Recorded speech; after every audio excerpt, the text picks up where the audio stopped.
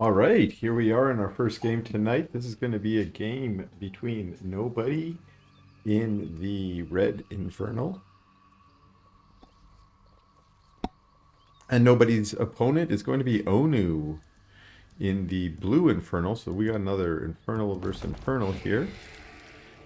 And well, we got a interesting placement on that conclave. Very forward, but kind of blocking a shrine placement. My expectation is the shrine might go down here. Um, But it looks like Onu is opening here with Vault Conclave, whereas nobody has just a single Conclave, it looks like, and an Imp heading out to the tower, the Vision Tower. Okay, and we have a scout from nobody comes in and sees the two buildings and then teleports back, only taking a little bit of damage there, while the Hexen from Onu is staying at home. So pretty standard opening so far with a mutual scout, and it looks like this brute is going to join the Hexen for the initial creeping over here. And I'll maybe mention at this point that this replay was submitted to me by nobody, who is that's actually Dutchy's alternate account.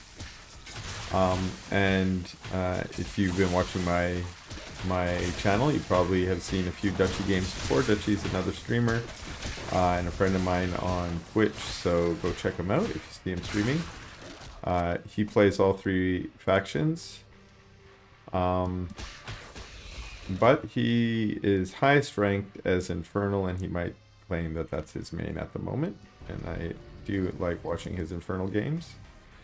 When I say highest rank, he's probably about 1900 MMR, and you can catch him on the leaderboard.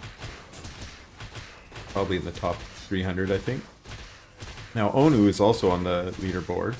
I haven't cast an Onu game before, but Onu has been a frequent opponent of Dutchies. I've seen them play before on the stream, and so also highly ranked. And we can see already there's a slightly different placement with the farm. Onu chose to put his creeping farm here at the speed camp, whereas we just saw here as well, Dutchy cleared out the camp here with his creeping farm. Now what this has meant is Onu is a little bit ahead in creeping. I wasn't exactly sure why. I think that might have just been because the opening was a little more aggressive with the vault conclave instead of just a straight single conclave. And now coming to snatch the speed camp from Dutchy, which I think is certainly not something Dutchy's happy about. But I think, yeah, Dutchy went for a faster shrine. We can see his shrine's already up. Still a lot of workers on Ethereum there, but I think that's because we see that his ritual chamber pops and immediately we get plague axes going down. Whereas for we're still working on a second, but actually a third shrine going down. And yeah, Onu did take down the trees here. It's an interesting choice. A lot of other players take down the back trees, not the front trees. Not sure if there's a huge strategic difference there, but interesting to note.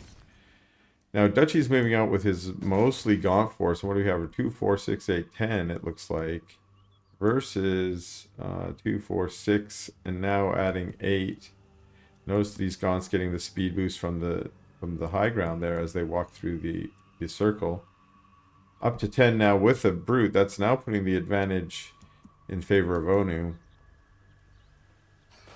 in terms of just numbers.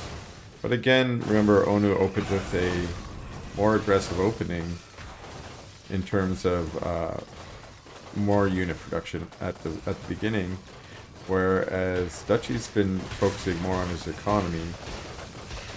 Now, ooh, good job. That one gaunt almost went down. This is sort of speaks to the value of having an effigy there to just give every little hit point that you might get out of your units, and maybe saving a couple low there that maybe were saved as thanks to that regen you get.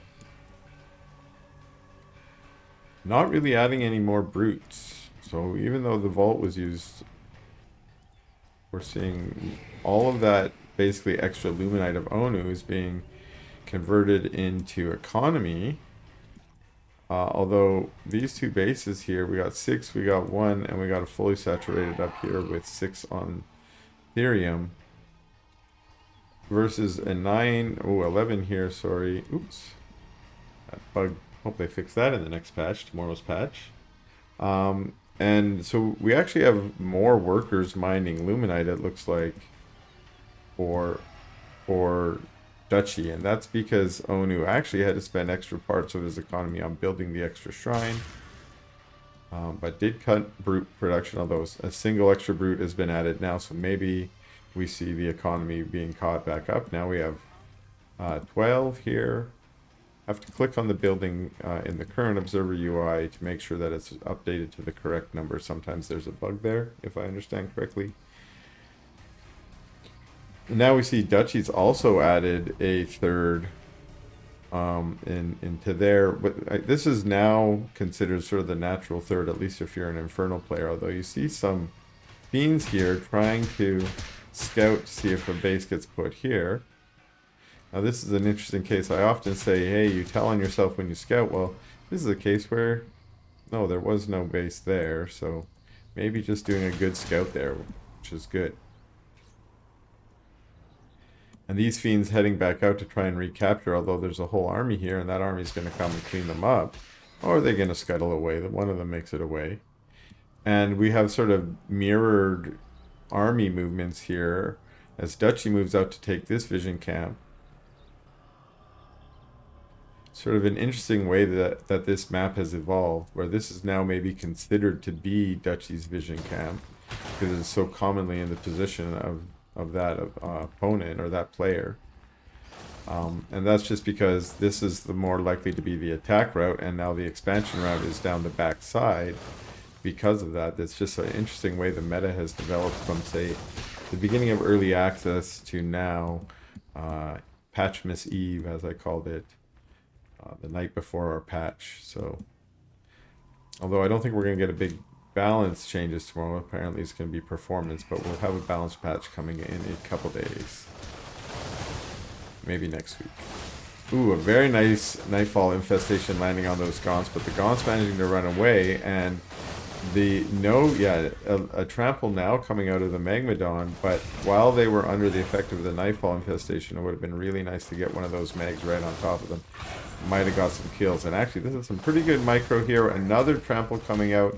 That trample actually getting some hits off, but then, you know, just running away for Dutchy, and like I said, some pretty good micro there to run away and keep his Gaunts alive and out of the splash damage of those trampling Magmadons.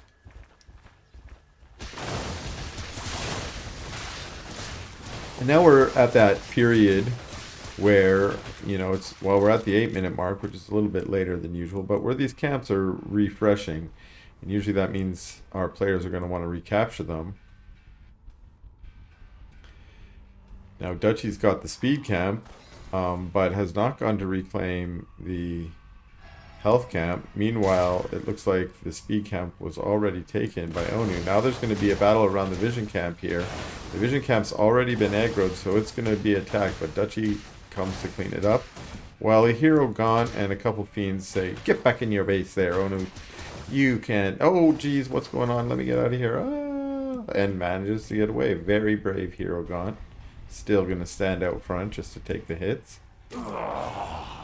Ooh, and a very devastated effigy going down. Ooh, and a nice lash and a double lash.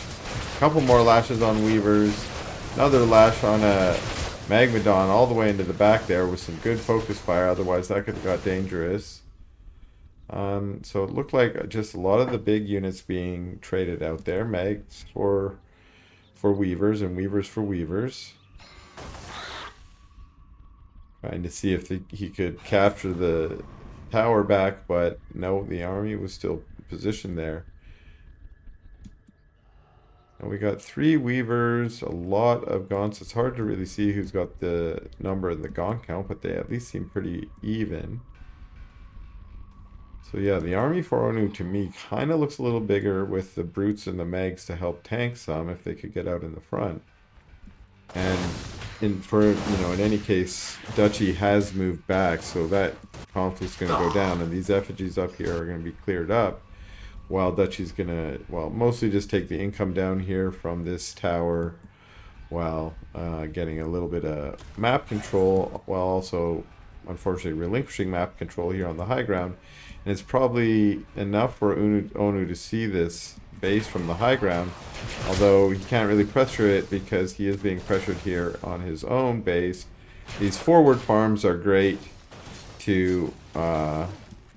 they just were an early warning system that allowed him to march his army over, including some of his weavers. Although now, I don't know if fighting up this ramp is super good. A huge Nightfall infestation going down there, capturing so many of those units. Mags getting in among the gaunts, which they may have been yoinked up there, which is one of the dangers of yoinking the mags. If you don't deal with them right away, they can be immediately trampling on your units.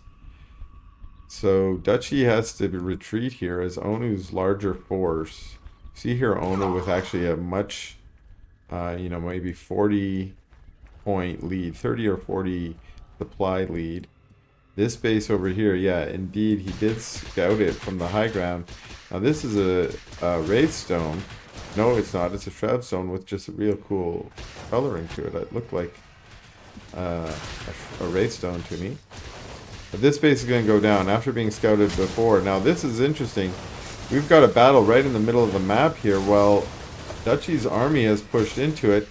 At first it was only fighting half the army, but when the rest of the army turned to fight, Dutchy's army was caught completely outnumbered, although still chasing away the army quite bravely. I really feel like Onu could have continued to push forward there. Maybe just taking that the base, as a win, and then maybe retreating and following the age-old maxim to just get more ahead. We see as part of that taking a 5th base, I guess, here. Both of them having taken this base now. And yeah, that's also one way to see if you should just get more ahead is if you just put down a base. That means you've invested resources in that. You're probably going to have to invest some more to get it up and running. That means if your opponent's investing in army instead, they might be ahead of you. So if you have an opportunity to get ahead when maybe you've just won a battle and you've put a base down, yeah, go back, maybe clear some creep camps, maybe put up some static D. Once your base is up, come back out for another timing push.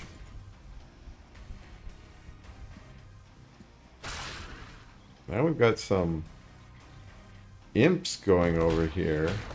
I see. They have a good plan. I've sometimes done something like this too, but just scouted out, I guess, by Onu ahead of time. And again, Dutchy's using this opportunity, and I think this is a nice idea, is that saw that the army was out of position and then moved in. Now jumping on top of the Shroud Stone, pretty good. But again, these forward farms have been enough to just delay the push for the army to get here and then force Dutchy back. And another good yoink on a weaver. So another weaver going down, and fiends on top. There are hellborns added, so this is a different little bit of a different tech choice, but so many gaunts up here. In addition to all these other units, we have one trampling meg coming out, but not managing to get any hits. Manifest Shroudstone on the low ground here, plus the hellborns in the back. That's doing some damage there. Well, now we see them being pushed into this base. That base going down, not surprisingly. But now this army kind of being trapped out of position against a smaller force, honestly. One Hellborn going down after a good yoink. This Shroudstone behind the tree still doing a great job. That Hellborn gets yanked in, but for some reason doesn't go down. And another good Nightfall infestation.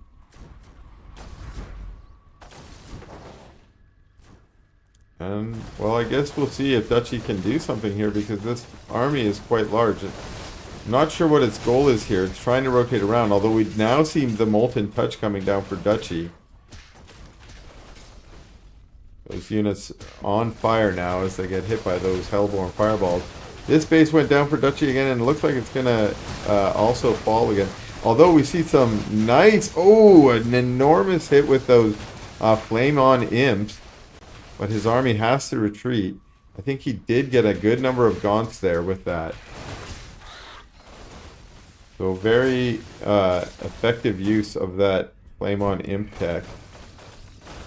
And that's a strategy I've seen a lot out of Theory, if you watch Theory's stream.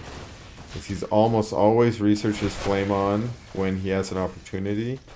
And if his base ever gets attacked, and those imps are going to go down anyways, it's his Flame-On attack. Ooh, a Hellborn going down there. Now, we're starting to see the supplies stabilize a little bit. While Dutchy took a lot of damage early on, these Hellborns are happening and those Flame Imps help. And again, this was a better engage for Dutchy there because all of his Gaunts were standing on top of the Shroud and Onu's were not. Now, Onu's on the Shroud and Onu's added a dragon, but the Gaunt count is definitely in Dutchy's favor. Many of them are just standing in the back doing the hokey pokey, and they need the... There we go. The push in... You just micro your Gaunts forward a little bit, and that ensures all the ones in the front, or all the ones in the back, sorry, are also able to attack. Regardless, he had a great concave, and that concave was enough to really push Onu back here. In fact, Onu's all his Gaunts on fire. No, that's not... You don't want to see that. Look how low they are. Oh, no, no, no, no. So many going down just to the infest damage, it looked like there. Although now it's just a dragon and some... Oh, the Meg and a good stomp before dying there. The Gaunts seem to not even care, just focus firing. Another Meg comes out, gets the trample on. Ooh, huge stomps. Two. Oh, wow, that's two. Just on top of those infested Gaunts, a few fiends popping out. But again, just so many Gaunts they're able to just focus fire those Megs down. Those huge Molten Touch hits on the Gaunts. Those, yeah, finally the dragon comes forward to try and attack those Hellborn because the Hellborn are just murdering Gaunts. As soon as the Gaunts back away, now there's a Hellborn for Onu, unupgraded though, so it's just not on the same tech. And unfortunately, the numbers are just not in Onu's favor here. This Meg trying to get some kind of hero stomp again. Pretty good, actually, at least pushing the army back. But not for long, as that cooldown happens. The Meg tries to get out again, and unfortunately gets brutalized. One more comes in with a trample, but huge splits from Dutchy, able to minimize the damage onto a few Gaunts there. A huge concave now on all of these units, and we're seeing all static D going down. That dragon's still staying alive up there, probably upgraded. I'm not sure. Is that dragon? Yeah, upgraded dragon. And some pretty good micro here at the end for Onu to try and keep this together, but I think this push is just going to keep pushing forward as these Hellborn in the back, when they're not raining down Molten Touch on the units, they're just destroying the static D. Now we see Shadow Flyers come in, the dragon goes down, the last of those Gaunts for Onu fall. We now see Fiends on the Imps, and that looks like that's a GG out of Onu.